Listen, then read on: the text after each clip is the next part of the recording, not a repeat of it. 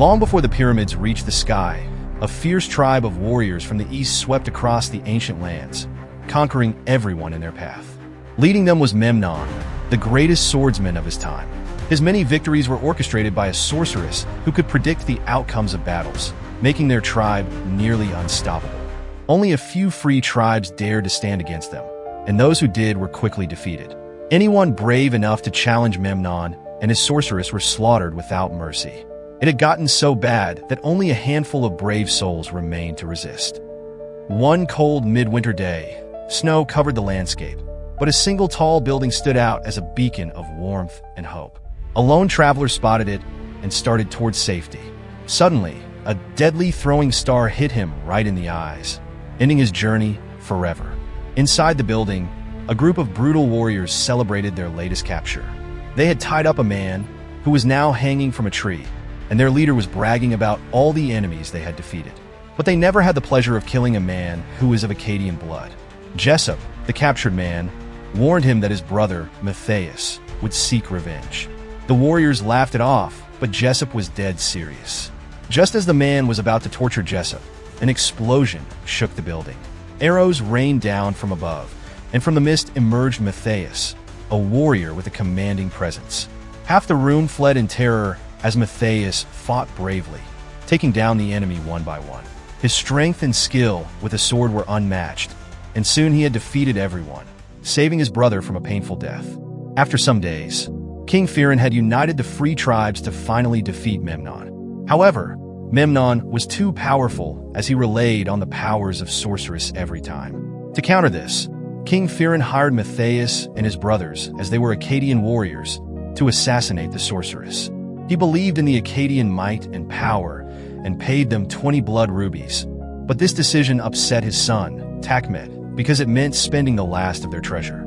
A leader of the free tribes, Nubian King Balthazar, did not like the Akkadians. He unexpectedly tested Matthias' skills to ensure he was worthy of the task. That night, Matthias and his brothers infiltrated Memnon's barracks. Matthias sneaked in alone, taking out guards with stealth and strength. He encountered a horse thief named Arpid, who was tied upside down above a fire, begging for mercy. Matthias knocked him out as he made too much noise and continued to meet his brothers outside Memnon's tents. However, things took a dark turn. Matthias sensed a trap as movements appeared in the surrounding tents. He shouted for his brothers to hide, just as dozens of archers launched a deadly volley of arrows. While Matthias dodged them and climbed over the tent, his brothers were struck down. He reached the tent where the sorceress awaited, but before he could act, he noticed something in her eyes. He fired an arrow over her shoulder, killing a guard, but soon he found himself surrounded. It was revealed that Takmet had betrayed him, joining forces with Memnon. Memnon was eager to kill Matthias, but the sorceress intervened, claiming that the gods had warned her that if Memnon killed Matthias himself or command anyone to kill him, it would bring their wrath and ruin his future victories. Although she might have been lying, Memnon was hesitant. Nonetheless, he brutally executed Jessup in front of Matthias and later knocked him out. Matthias woke up in a harsh desert, buried up to his neck and surrounded by an ant's nest. Arpid, also trapped, informed him that thousands of ants were approaching. Arpid seemed to be taking the situation as carefree, but somehow he escapes and then overpowers the remaining guards and leaves Matthias to his fate, unless Matthias promised not to kill him and to take him along on his adventures.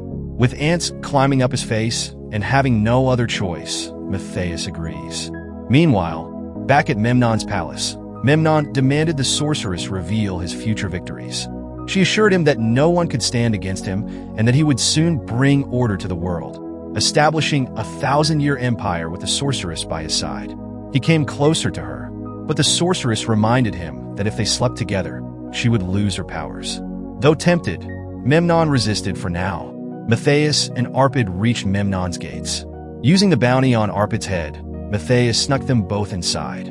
Once inside, he left Arpid at the bar, distracted by a pretty bartender, and set out to find a way into the palace.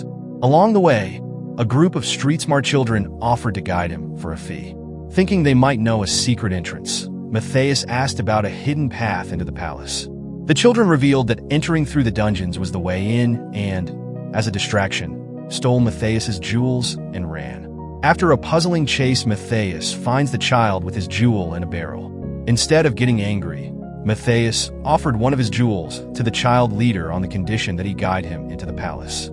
The child eagerly agreed, and together, they started to enter the palace of Memnon. As Matthias and the young street urchin made their way through the winding halls of Memnon's palace, they stumbled upon the lab of Philos, a nervous court magician. Desperate to save his own skin, Philos pointed them in the right direction, hoping it would buy him some favor later. Meanwhile, in the palace courtyard, Memnon was in the midst of a brutal training session, effortlessly defeating multiple soldiers with his incredible swordsmanship. Above the courtyard, Matthias silently crept along the upper ramparts, his bow ready, with Memnon in his sights. This was his chance to end Memnon's reign of terror with a single arrow. But just as Matthias was about to release his arrow, he noticed something that made his heart sink. The street urchin who had helped him earlier had been captured. The boy, clutching the stolen jewels, was dragged before Memnon. Without hesitation, Memnon ordered the boy's hand to be cut off as punishment for the theft. Matthias was torn. He had a clear shot to kill Memnon, but he couldn't abandon the boy to such a cruel fate. In a split-second decision, Matthias aimed his arrow not at Memnon, but at the executioner's axe. The arrow struck true, knocking the weapon from Takmet's hands and saving the boy from mutilation. But the move gave away Matthias's position. Chaos erupted as the palace guards spotted him and unleashed a rain of arrows. Matthias sprinted back through the palace, diving into Philos's lab. There, he spotted a large catapult, and without thinking, he jumped in and fired himself through the palace, landing right in the arms of Memnon's mistresses. The women, charmed by Matthias's rugged appearance and muscular build, fawned over him, but their admiration was short-lived. The guards burst in, swords drawn and arrows flying. Matthias quickly realized he needed to escape, and fast. He leaped out of the nearest window, crashing into the bathhouse of the palace's sorceress. With the guards closing in, Matthias did the only thing he could think of. He jumped into the bath with the sorceress and pulled the drain plug. As the water drained away, so did they, slipping through the palace's water system and emerging in a fountain outside the palace walls. Soaked and on the run, Matthias had no choice but to force the sorceress to flee the city with him. Outside the walls, they reunited with Arpid, who was waiting with their horses. Matthias explained his new plan. With the sorceress in hand, Memnon would be forced to come after them. He intended to lure Memnon into a deadly trap at the Valley of the Dead. Arpid, who was always doubtful, wasn't very happy with the plan. That night, while Matthias and Arpid slept, the sorceress attempted to escape. But Matthias, expecting this, quickly caught her. They wrestled briefly, with Matthias clearly holding back.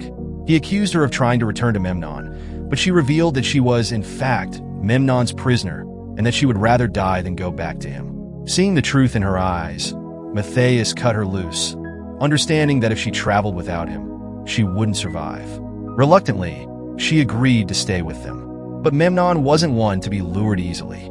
Instead of coming himself, he sent 12 of his best warriors to retrieve the sorceress. The men rode through the Valley of the Dead, determined to bring her back to their master. As they approached, Matthias, now wearing a special mask and mounted on his camel, charged straight at them, seemingly on a suicide mission. The warriors, confident in their numbers, eagerly rode to meet him. Just as they clashed, a massive dust storm engulfed the valley, reducing visibility to almost nothing. Matthias used the storm to his advantage, silently taking down the warriors one by one in the swirling chaos. Those who survived fled into a nearby cave, but Matthias was already there, waiting in the shadows. He dispatched them with ease using the ways of the Akkadians, forcing the last few to flee back into the storm, only to be met by Matthias once more. Victory seemed close until the group's leader, Takmet, pulled out a poisoned arrow and stabbed Matthias, just before Takmet fell to his own death. As the dust storm began to settle, Arpid and the sorceress rushed to Matthias's side.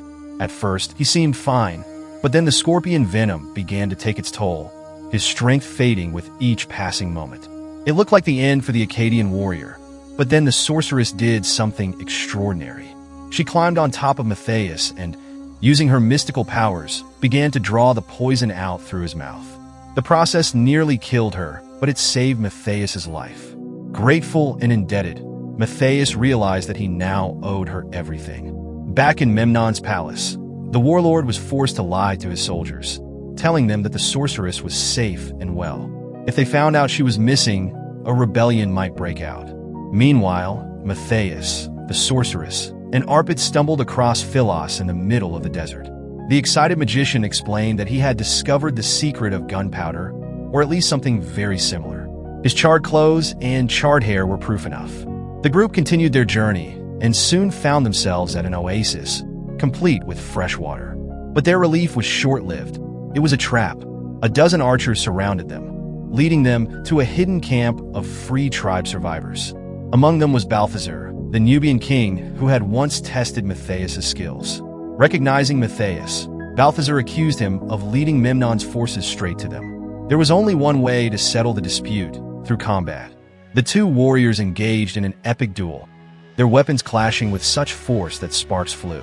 For a moment, it seemed like Balthazar might win, but Matthias, known for his strength and determination, eventually overpowered him. Standing over Balthazar, ready to strike with a blade, Matthias chose mercy instead. He explained that Memnon would come for them all eventually, and hiding in the desert wouldn't save them. Impressed by Matthias' honor and conviction, Balthazar asked him what he would do when Memnon's full might came down upon them. With a steely gaze, Matthias replied confidently that he'll face them all. That night, the sorceress had a chilling vision. In it, Memnon discovered the hidden camp and slaughtered everyone inside, including Matthias.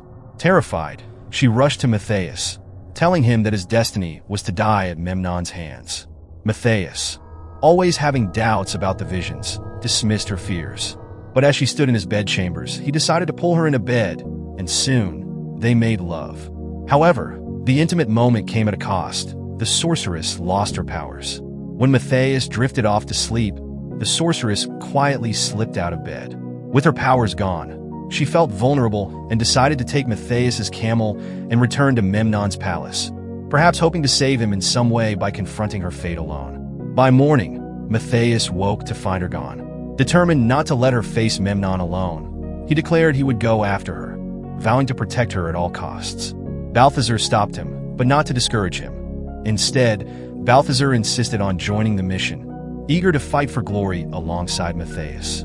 Back at the palace, Memnon's grip on power was weakening. His soldiers grew restless, demanding to know the whereabouts of the sorceress. As Memnon attempted to dodge their questions, the sorceress appeared, announcing her presence to all.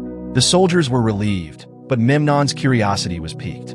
Sensing something was amiss, he led her to his chambers, where he devised a deadly test to see if she had truly lost her powers. Memnon placed 4 venomous cobras across 6 urns, commanding her to sense which urns were empty by placing her hand inside them. It was a highly dangerous task, especially now that her powers were gone. Meanwhile, Matthias and his allies sneaked into the city using clever disguises. While Matthias scaled the walls and took out the guards, Arpit pretended to be leading a carriage full of women meant for Memnon's pleasure, but hid the rebels inside. The plan almost worked, but soon devolved into a chaotic brawl. Inside the city, the group split up. Matthias climbed the palace walls, determined to confront Memnon directly, while the others unpacked their carriage, revealing bags filled with a mysterious substance. They carried the bags below the palace, into the catacombs, preparing for something big. Back in the chambers, the sorceress reached into one of the urns, her hand trembling as it brushed against a cobra. She pulled it out, the snake coiled around her arm. Admitting she had lost her powers, she warned Memnon that his time was running out. Just then, Matthias appeared, having climbed into the room. He leaped between them, and a fierce battle ensued. The sound of clashing swords echoed through the palace as Matthias fought to overcome Memnon's superior skills. Outside, the free tribes engaged Memnon's soldiers in a brutal struggle, blades flashing and fires erupting throughout the palace. It was chaos, and despite their determination, the free tribes found themselves overwhelmed as Memnon's reinforcements poured in by the hundreds. As the battle raged on, Matthias managed to isolate Memnon on the palace ramparts. They dueled fiercely, but Memnon proved too skilled, too powerful. Just when it seemed like Matthias might finally be defeated, a guard shot an arrow through his back. But even then, Matthias refused to surrender. Gritting his teeth against the pain, he pulled the arrow from his back and found a bow lying nearby. He knocked the arrow and took aim. Down below, in the catacombs, Arpid and Philos ignited the gunpowder they had brought with them. Just as Matthias loosed the arrow, an explosion rocked the palace, flames roaring up from the catacombs. Memnon, seeing the arrow streaking toward him, tried to block it as he had done many times before. But this time he was too slow. The arrow struck him in the chest, sending him crashing back as the gunpowder exploded, engulfing him in a fiery blast. With Memnon dead, the battle was over. The remaining guards, seeing their leader bested by Matthias, knelt in submission, proclaiming him as their new ruler. The free tribes had won. The next day, Matthias watched as the free tribes prepared to return to their lands. Balthazar, now a friend and ally, wished Matthias luck, confident that he would make a good king. The sorceress, standing by Matthias's side, smiled as she foresaw a time of peace and prosperity. Curious, Matthias asked how she could know, given that she had lost her powers. The sorceress revealed with a sly smile that her loss of power was a lie, a trick to keep Memnon from forcing himself upon her. Her powers were still very much intact. Matthias, impressed and intrigued, asked how long this peace and prosperity would last. The sorceress simply replied, "Nothing lasts forever. It is the destiny of all kingdoms." Matthias, ever defiant, pulled her close and declared, "Then I'll make my own destiny." And with that, he kissed her, sealing their bond and the beginning of a new era under his rule.